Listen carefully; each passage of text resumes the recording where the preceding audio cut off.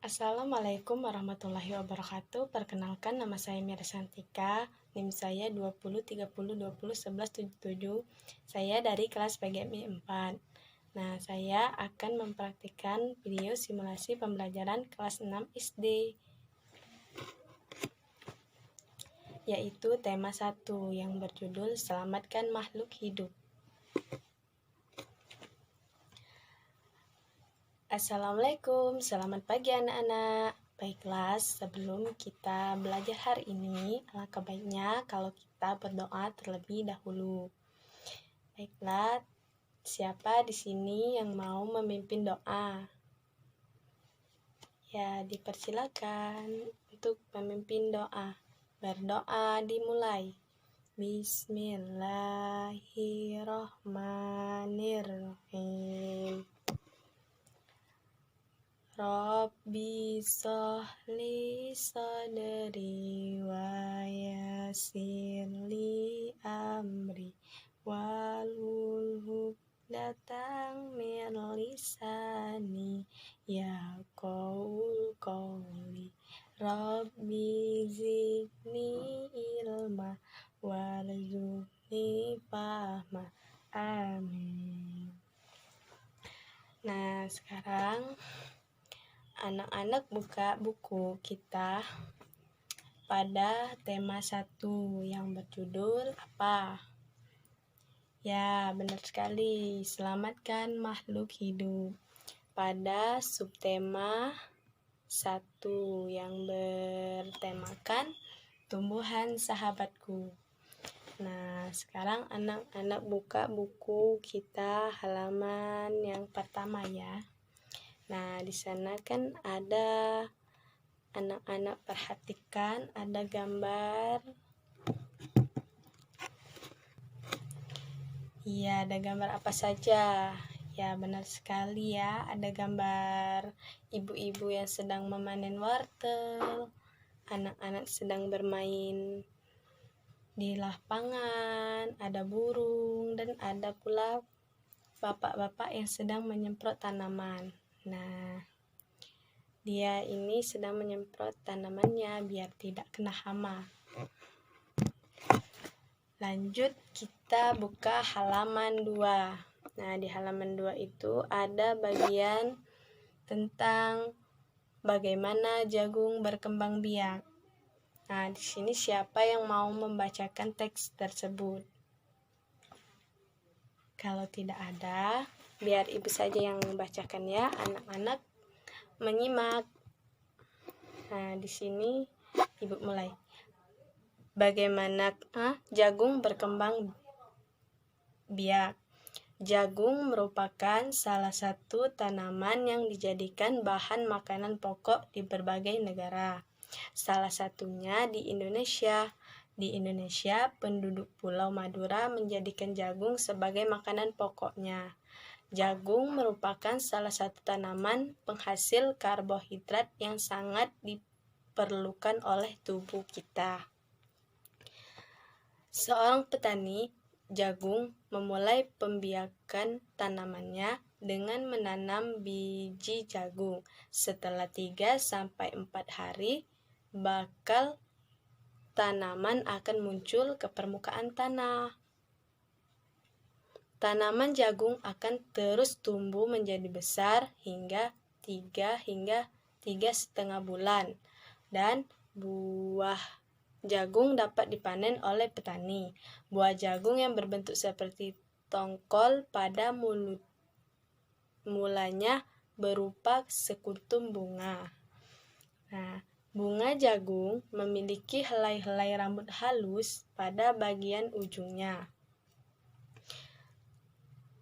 Pada helai rambut tersebut terdapat tepung sari. Tepung sari akan terbang terbawa angin ketika angin bertiup, dan tepung sari akan terbawa angin sebagian akan jatuh ke kepala putik yang terletak di bagian bawah bunga pada pohon jagung yang lain. Ketika itulah terjadinya pembuahan.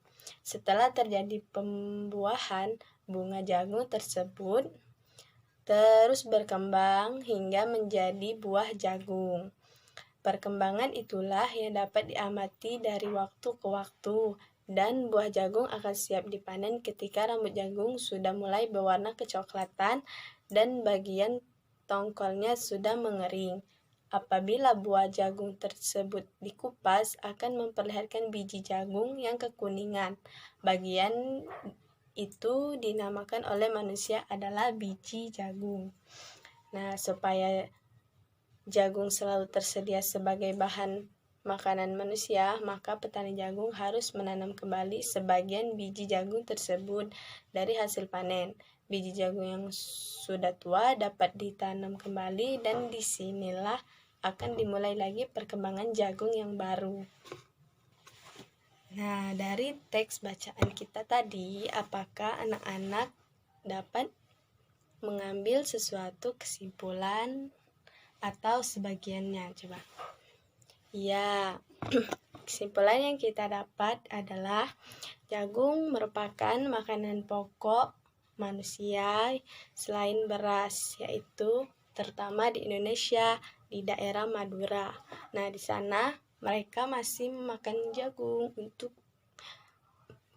kebutuhan sehari-hari selain dari nasi atau beras. Nah, selain makanan pokok, jagung juga bisa dimakan untuk sayur-sayuran seperti yang jagung yang masih muda itu kita bisa rebus, kita bisa buat sayur lain untuk lauk makan bersama nasi. Nah, anak-anak pasti pernah kan melihat jagung yang masih kecil terus dimakan. Nah, itu enak sekali ya. Dan itu juga bagus untuk kesehatan kita karena mengandung karbohidrat yang cukup banyak. Nah, selain untuk dimakan, jagung juga dipersediakan untuk ditanam kembali seperti jagung-jagung yang sudah tua. Maka biji yang sudah tua itu diambil untuk ditanam kembali dan memproduksi jagung yang baru lagi. Jika dimakan semua, maka kita tidak bisa menanam jagung lagi. Nah, terus apakah anak-anak tahu bahwa tumbuhan jagung itu berkembang biak dengan cara berbunga? Nah, bunganya itu seperti yang ada kan yang rambut-rambut. Nah, itulah bunganya. Sebelum menjadi buah, dia itu rambut terlebih dahulu. Nah, sekarang anak-anak buka halaman 5 ya. Nah, di sini ada ayo mengamati. Nah, kita bacakan sama-sama ya. Di sana ada gambar salah satu contoh tumbuhan yang berkembang biak dengan bunga adalah tumbuhan jagung yang kita bahas tadi. Nah, tepung sari pada bunga jagung akan terbang terbawa angin ketika angin bertiup. Tepung sari yang terbawa angin sebagian akan jatuh ke kepala putik yang terletak di bagian bawah bunga pada pohon jagung yang lain. Ketika itulah terjadi pembuahan dan terjadinya buah jagung atau biji jagung. Nah, sekarang kita amati gambar pada halaman 5. Di sana ada gambar bunga. Nah, yang paling atas itu gambar apa? Iya, yang paling atas yaitu gambar mahkota. Dan gambar yang seperti jarum pentul itu adalah kepala sari dan ada juga tangkainya. Terus kepala putik, tangkai putik, benang sari, kelopak, dasar bunga, dan bakalan biji. Nah, bakalan biji itulah yang akan menjadi bagian dari jagung yang akan menjadi biji jagung serta akan tumbuh kembali jika kita tanam biji jagungnya. Nah, proses tersebut disebut dengan perkembangan generatif atau secara kawin, terjadi melalui proses penyerbukan dan pembuahan. Perkembangbiakan generatif pada tumbuhan diawali dengan penyerbukan, yaitu melekatnya atau jatuhnya serbuk sari ke kepala putik. Setelah terjadi penyerbukan, pada serbuk sari tumbuh bulu serbuk sari yang menunjukkan ke ruang bakal biji. Kemudian serbuk sari akan masuk ke ruang bakal biji melalui bulu serbuk sari. Nah, di dalam ruang bakal biji terjadi pembuahan, yaitu peleburan serbuk sari dengan kepala putik, dan hasil dari pembuahan adalah zigot. Nah, zigot berkembang menjadi lembaga, berkembang menjadi bakal biji berkembang menjadi biji dan bakal buah. Kemudian bakal buah berkembang menjadi daging buah, dan lembaga yang berada di dalam biji merupakan calon tumbuhan baru. Nah, tumbuhan yang berkembang baik secara generatif antara lain padi, mangga, durian, dan jambu. Masih banyak lagi ya, nanti anak-anak bisa cari tahu di sekitaran rumah kalian.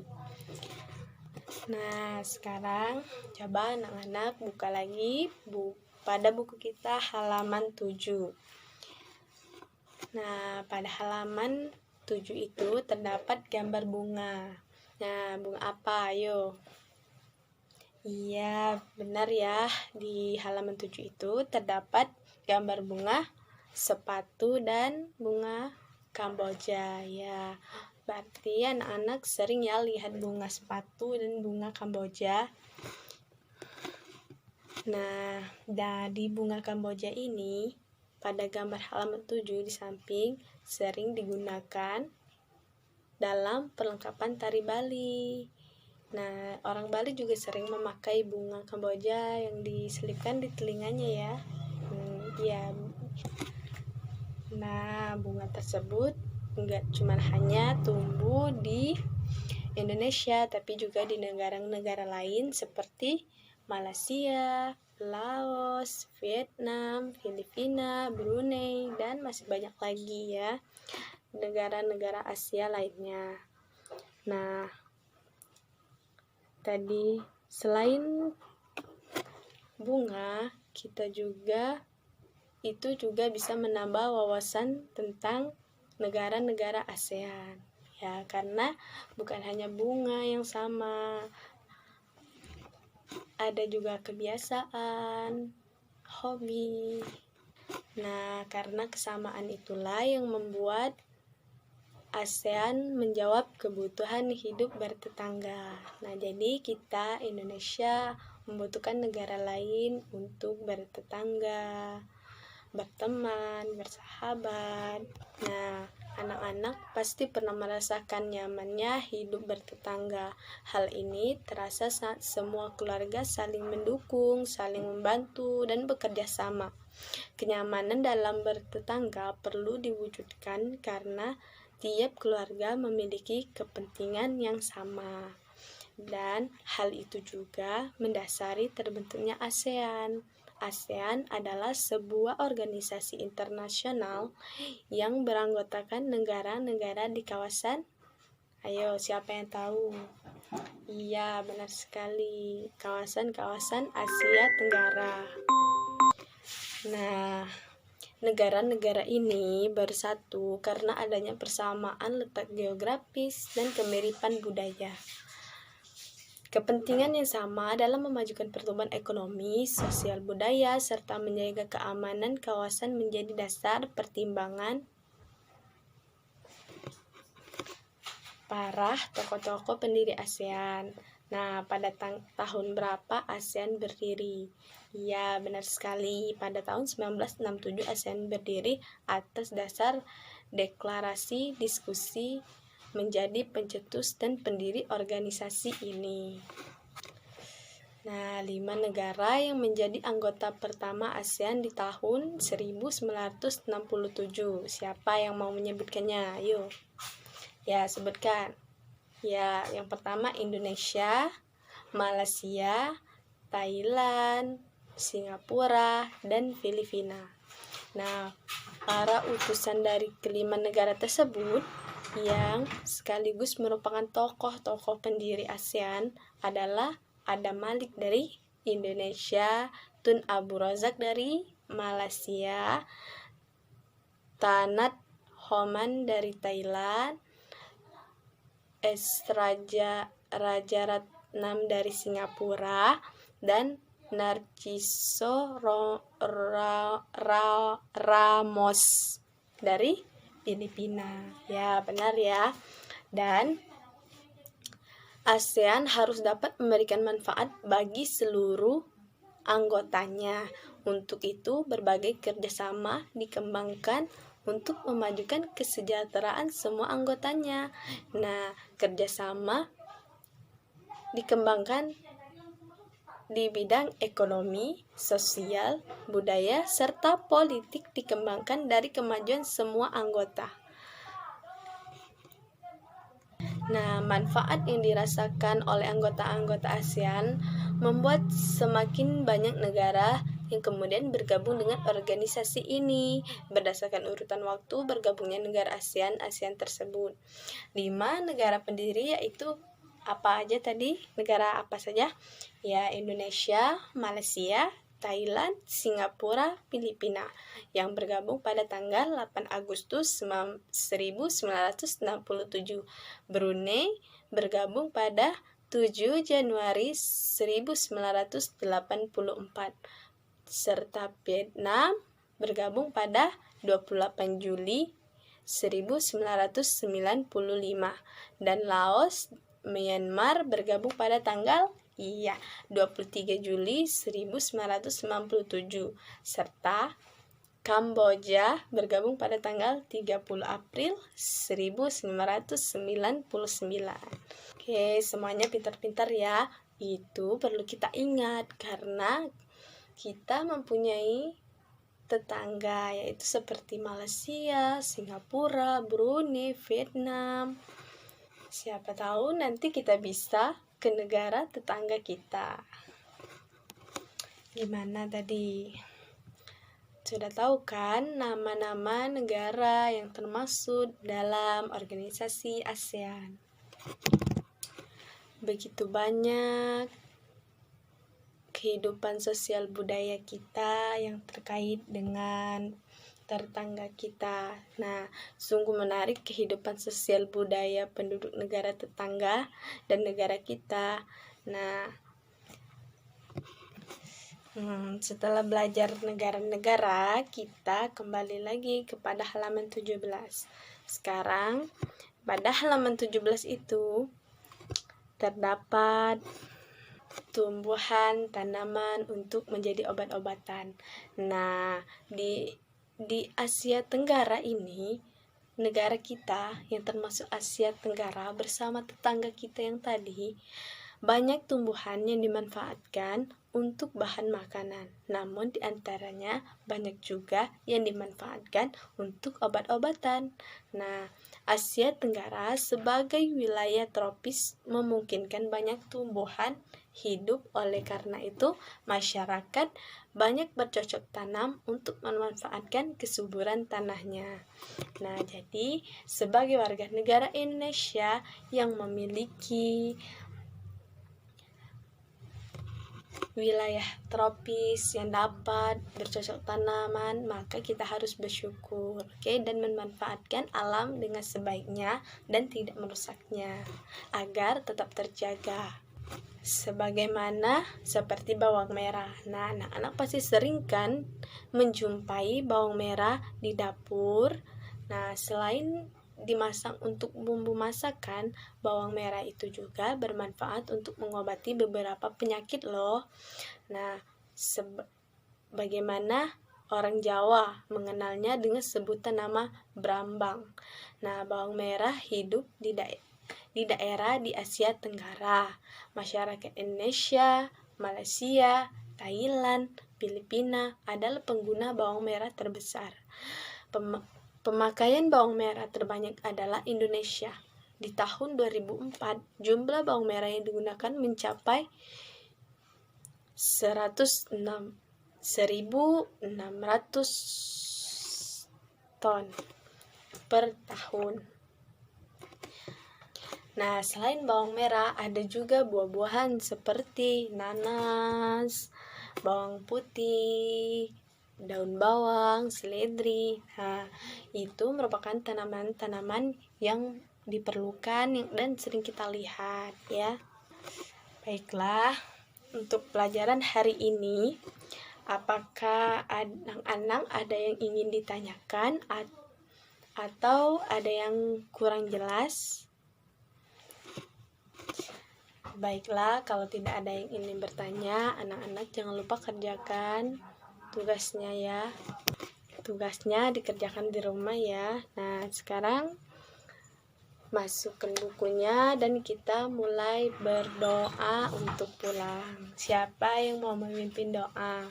Iya, Raja. Dipersilakan. Berdoa dimulai. Bismillahirrahmanirrahim. Li sadri wa yassir li amri.